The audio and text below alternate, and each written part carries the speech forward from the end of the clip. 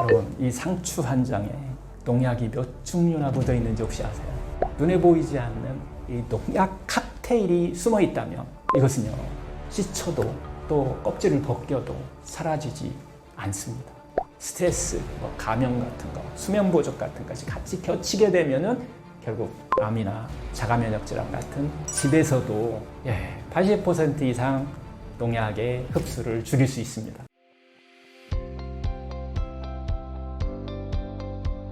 농약 범벅인 채소와 과일을 먹으면 어떤 일이 일어나나요? 농약을 많이 먹은 채소나 과일을 먹는다. 여러분 한번 상상해 보세요. 오늘 아침 건강하려고 이렇게 먹었던, 꺼냈던 이 상큼한 사과 한 알이 그냥 막 깨끗하게 씻고 껍질까지 막 내가 아삭하게 이렇게 베어 먹었는데 그 한 입 속에 눈에 보이지 않는 이 농약 칵테일이 숨어 있다면 이것은요, 씻어도 또 껍질을 벗겨도 사라지지 않습니다. 우리는 매일 그걸 몸속에 조금씩 만약에 먹고 있다면 어떤 일이 벌어질까요? 오늘은 농약 범벅 채소와 과일이 우리 몸속에서 벌이는 일들, 의학과 자연치유의학의 시선에서 조금은 무섭게 한번 이야기를 좀 해드릴까 합니다. 먼저요, 일단 농약은 무조건 악마는 아닙니다. 농업 현장에서 병충해와 이런 것들을 잡아내잖아요. 또 잡초를 막아주기도 하고 결국 수확량을 많이 드리고 가격을 또 저렴하게 해서 많은 사람이 먹을 수 있게 만들어지죠. 이 상품성을 높이는데 정말 필요한 존재입니다. 하지만 문제는 과다 사용과 잔류농약 문제예요. 농약은 보통 이제 살충제, 살균제, 제초제 이런 식으로 분류가 되는데 이 성분들이 수확 후에도 농산물 표면과 내부에 남아서 우리 몸속으로 들어오게 됩니다. 농약이 들어오는 5단계 몸속 여정이 있는데요. 첫 번째 관문이 있죠. 입이죠, 당연히. 입속에서 바로 흡수가 되기 시작합니다. 결국 농약은 단순히 농산물의 껍질에만 묻어 있는 게 아닙니다. 비에 씻겨내려도 물에 담가도 식물의 세포 속까지 스며든 것은 그대로 남아 있습니다. 사과 한 잎을 갖다가 딱 베어보는 순간 그 성분 일부는 혀와 입 안에 있는 점막을 타고 단 몇 초 만에 혈관 속으로 들어갑니다. 마치 손님 초대도 안 했는데 현관이 아니라 거실까지 들어온 그런 경우가 되는 거죠. 두 번째 관문은 간입니다. 간 해독 시스템의 과부하를 일으킵니다. 우리 몸의 해독 공장이 간이잖아요. 그런데 이 간이 그 농약을 처리하느라고 막 효소를 불가동합니다. 하지만 농약은 쉬운 독소가 아니에요. 분해 과정에서 오히려 더 막 독성이 강해지는 경우도 있어요. 이것을 우리가 중간물질이라고 하는데 이런 것들을 생기기도 합니다. 그 과정에서 간은 비타민이나 미네랄 같은 것을 막 거기다 쏟아붓는 거예요. 단백질을 또 막 끌어다 쓰기도 합니다. 활성산소라는 어떤 피로 물질들을 그러다 보니까 왕창 만들어내는 거예요. 그래서 결국 간이 지치게 되면은 다른 독소, 처리까지 밀리게 돼요. 그래서 온몸의 피가 탁해지는 원인이 된다는 겁니다. 세 번째 관문은 장내 미생물하고 관계예요. 이 미생물을 파괴시킨다는 겁니다. 농약은 해충만 죽는 게 아닙니다. 우리 장 속에 유익균도 공격합니다. 면역세포의 한 70% 이상이 장에 모여 사는데 이 유익균이 무너지면 장 점막이 손상되는 거예요. 장루스라는 얘기 들어보셨잖아요. 결국 장루스의 원인이 농약하고도 관련이 있을 수 있다는 거예요. 물론 농약뿐 아니라 음식 찌꺼기, 세균, 독소까지 장루스가 일어나면은 다 피 속으로 막 직행하잖아요. 이게 바로 이제 만성염증의 시작이 될 수 있다는 겁니다. 네 번째 관문은 신경계와 호르몬 교란을 일으키게 되는데요.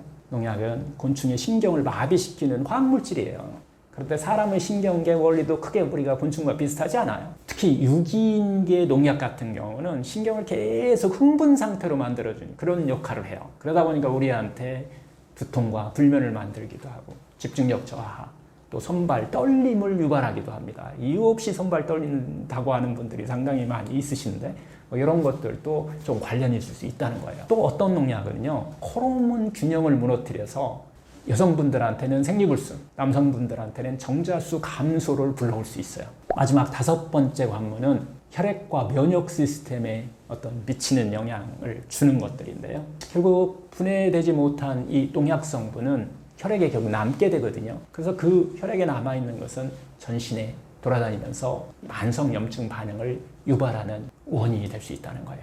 면역세포가 이건 이물질이다 라고 인식하고 싸우기는 시작하는데 문제는 매일 이런 싸움을 반복하다 보면은 만성염증이 계속 일어날 수 있는 그런 시스템으로 바뀌어버린다는 거예요. 결국 이 만성염증은 결국은 암이나 심혈관계 질환, 자가 면역 질환의 뚜리가 되는 거죠. WHO 세계보건기구 보고서에 따르면요, 매년 전 세계 한 200만 명 이상이 농약 중독 증상을 겪는다고 해요. 근데 대부분 사실은 농업 종사자리죠. 일반인들 너무 여기 또 막 불안해할 필요는 없습니다. 그렇지만은 일반인들도 저농도 장기 노출을 하게 되면 위험이 커질 수 있다라고 하는 경고인데요. 꼭 식약처 2023년 보고서에 의하면요, 시중의 농산물의 98%는 법적 잔류 허용 기준이 이내라는 거예요. 지금 돌아다니고 있는. 그런데 기준치 이내라고 해도 이게 문제는 장기 섭취예요. 이렇게 되면 건강에 영향을 미칠 가능성이 상당히 있다라고 이렇게 또 식약처에도 기록이 돼 있어요. 2018년에 프랑스에서 발표한 이 7년간 6만 9천 명을 추적한 연구 결과도 한번 보고된 적이 있거든요. 유기농 식품 섭취가 많은 그룹들은 암 발병 위험이 한 25% 정도 낮았다고 보고가 되어 있습니다. 연구진은 그 이유로 인해서 바로 농약 노출 감소 때문에 그러지 않나라고 이렇게 그것을 기록에 남겼는데요. 어떻게 보면 이제 의학적으로는 뭐 전체적으로 많이 축적되면 병이 온다라고 하는 것은 이제 누구나 다 아는 사실이 된 것 같아요. 근데 이걸 좀 자연치유 관점에서 보면은 하루치 농약은 조금씩 미미할 수 있지만은 그걸 1년, 5년, 10년 이 정도 되면 결국 간이나 장이나 면역 시스템에 조금씩 영향을 미칠 수 있다라고 보는 겁니다. 그리고 그 틈을 타가지고서 거기다가 문제는 겹치는 거예요. 스트레스, 뭐 감염 같은 거, 수면 부족 같은 것이 같이 겹치게 되면은 결국 암이나 자가 면역 질환 같은 큰 병을 만들 수 있는 요인이 될 수 있다라고 하는 겁니다. 그래서 저는 환자들에게 이렇게 좀 말씀드려요. 모든 걸 유기농으로 다 바꾸기는 어렵더라고 해도 생으로 먹는 거 있잖아요. 샐러드나 생채소, 껍질째 먹는 과일만큼은 유기농이나 무농약으로 좀 써라. 특히 암을 갖고 있거나 갖고 있는 분들은 나을 때까지라도 그렇게 좀 권해드리기도 하는데요. 어떤 분은 또 열을 가해서 이것을 사용하면 잔류농약이 분해되지 않냐라는 그렇게 물어보시는 분도 있는데 일부는 맞아요. 하지만은 그래서 열에 가하는 것은 우선순위를 좀 낮추더라도 생으로 먹는 것은 가능하면 집에서 키워서 드시든지 특히 질병이 있으면은 그 선택을 하시면 권해드리는데요. 여튼 여러분, 그렇다고 농약이 무섭다고 채소와 과일을 이렇게 딱 끊어버리겠다, 이건 답은 아닙니다. 중요한 것은 어떤 걸 고르고 어떻게 먹느냐라고 하는 거예요. 마트에서 장을 볼 때 그저 예쁜 거, 싼 것만 고르지 말고 라벨을 한 번만 더 확인하시고, 그리고 또 하나 중요한 것은 씻으면은 상당히 많이 이 잔류농약을 해결할 수 있다는 겁니다. 씻는 과정을 한 번 더 하는 것, 이런 것들이 건강을 지키는 길이기 되고 합니다. 오늘 한 끼가 내일의 면역력을, 10년 후의 건강을 바로 결정합니다. 농약 우려되는 채소 과일 어떻게 먹어야 할까요? 여러분, 이 상추 한 장에 농약이 몇 종류나 묻어 있는지 혹시 아세요? 심지어 어떤 건 물로 씻어도 껍질을 벗겨도 속에 남아 있습니다. 그런데 이제 걱정하지 마세요. 오늘 제가 알려드리는 방법대로 하면 집에서도 80% 이상 농약의 흡수를 줄일 수 있습니다. 몇 분의 그 씻는 정성이 앞으로 10년 뒤 여러분의 건강을 상당히 지켜줄 거예요. 그럼 부엌에서 바로 한번 따라해 보세요. 많은 분들이 채소, 과일, 세척에 대해서 잘못 알고 있는 부분이 있어요. 우리가 흔히 오해하는 세 가지가 있는데요. 첫 번째, 흐르는 물로만 씻으면 다 제거된다라고 하는 오해입니다. 일부 수용성 농약은 제거돼요. 하지만 기름에 잘 녹는 농약은 그대로 남습니다. 두 번째 오해는 껍질만 벗기면 안전하다라고 하는 생각이에요. 농약은 껍질뿐만 아니라 과육 속까지 스며들어 있습니다. 세 번째는 뜨거운 물에 데치면 괜찮다라고 하는 분들도 많이 있어요. 근데 이것도 뭐 전혀 틀린 얘기는 아니지만 일부는 줄지만은 결국은 어느 정도 또 남아있고 영양소 손실도 커집니다. 자꾸 끓이게 되면. 그래서 세척은 농약의 성질을 우리가 정확하게 알고서 세척하는 것을 한번 선택하시면 좋습니다. 농약은요, 크게 두 가지로 나눌 수 있어요. 하나는 물에 잘 녹는 수용성 농약, 다른 하나는 기름에 잘 녹는 지용성 농약. 수용성 농약은 말 그대로 물에 잘 녹으니까 물에 담그거나 흐르는 물로 씻으면 잘 빠져나갑니다. 반면에 이 지용성 농약은 물로 닦는 걸로는 힘듭니다. 기름에 잘 녹기 때문에 이때는 여러 가지를 쓰시는 거예요. 이때 쓰는 게 이제 중성세제, 베이킹소다, 식초를 이용해서 제거하시게 되면 효율이 상당히 높습니다. 한국식품연구원이라는 곳이 있는데 이곳에서 실험한 연구 결과를 보면요. 물로만 30초 정도 씻는다면은 이 농약 성분들이 20에서 한 40% 제거된다고 해요. 그런데 베이킹소다물에 10분 담그게 되면 최대한 80%가 제거된다고 합니다. 그리고 또 식초물에 담그게 되면 그 속에 묻어있던 곰팡이하고 세균까지 줄어든다고 해요. 그래서 제가 단계별 실천 가이드를 한번 만들어 봤어요. 이제 실제로 단계별로 한번 어떻게 하는지 한번 알아보면요. 1단계, 먼저 내 손부터 씻어야 됩니다. 손에 묻은 세균이 식재료로 옮겨가면은 세척이 무의미해집니다. 2단계, 큰 이물질을 먼저 제거합니다. 흐르는 물에 한 10초, 20초 가볍게 헹구면 흙, 먼지를 먼저 제거할 수가 있어요. 3단계, 이제 담금 세척입니다. 베이킹소다 한 1리터 물에 큰 숟갈로 한 숟갈 정도 넣어서 결국 5에서 10분 정도 담그는 거예요. 또는 식초 1리터 물에 한 2스푼 정도 이 정도 넣어서 한 5분 정도만 담그면 됩니다. 근데 여기서 팁이 하나 있어요. 식초와 베이킹소다를 동시에 같이 쓰면 좋을 것 같은데 이건 그러면 안 됩니다. 따로 써야 됩니다. 섞으면 중화돼서 효과가 뚝 떨어져요.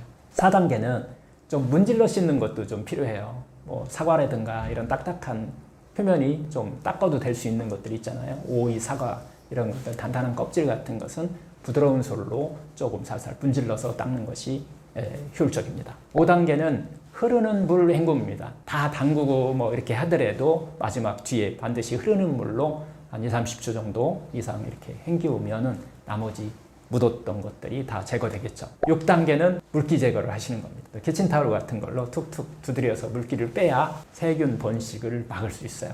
또 식재료별로도 또 세척 팁이 좀 있는데요. 채소별로 조금씩은 다릅니다. 잎채소, 뭐 상추나 깻잎 같은 경우는 한 장씩 떼어서 하셔야 돼요. 그래서 물에 흔들어가지고 세척 후에는 뭐 식초물에 한 5분 정도, 3분 정도 담궜다가 또 헹구는 과정을 하나씩 해결하시는 게 좋고요. 또 포도나 뭐 토마토 같은 거, 뭐 이런 것들은 꼭지를 제거한 후 꼭지 부위에 많이 또 묻어 있으니까 이 베이킹 소다물에 한 5분 정도 담궜다가 흐르는 물로 헹구면 되고요. 딸기 같은 경우는 또 과육이 바로 우리가 먹을 수 있는 거기 때문에 꼭지를 제거하지 않고 씻어야 비타민 C 손실을 막을 수가 있어요. 그리고 식초물에 한 1, 2분 정도 좀 담갔다가 헹궈서 드시면 되고요. 감자, 고구마 같은 경우는 솔로 좀 닦을 필요도 있습니다. 문질러서. 근데 이거 꼭 삶기 전에 미리 닦으셔야 돼요. 삶은 담이 아니고 삶기 전에 닦는 것이 중요합니다. 여러분, 세척을 해도 100% 농약은 없앨 수 없습니다. 왜냐하면 일부 농약은 씨앗 단계나 뿌리에서 흡수되기 때문인데요. 그래서 저는 이렇게 권합니다. 가능하면 유기농, 무농약 식품을 선택하시되 세척은 이 농약 줄이기다. 그래서 세균 줄이고 농약 줄이고 하는 그런 용도로 사용하신다. 그리고 남아있는 독성은 바로 우리 스스로 내 몸이 스스로 해결할 수 있는 그런 능력을 키워주는 게 중요하다. 특히 간 해독이 중요하기 때문에 우리가 간을 해독하고 할 수 있는, 도와줄 수 있는 그런 식품을 자주 섭취하시라는 거예요.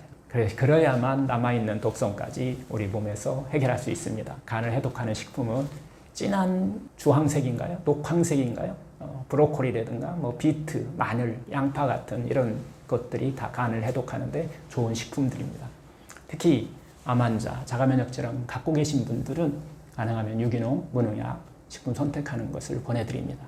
여러분, 농약 세척은 한 번 잘하는 것보다 매번 꾸준히 잘하는 게 중요합니다. 오늘 저녁 식탁 위에 채소와 과일을 씻을 때 그 몇 분의 그 정성이 10년 후에 자기의 건강을 지키는 하나의 보험이 된다는 거예요.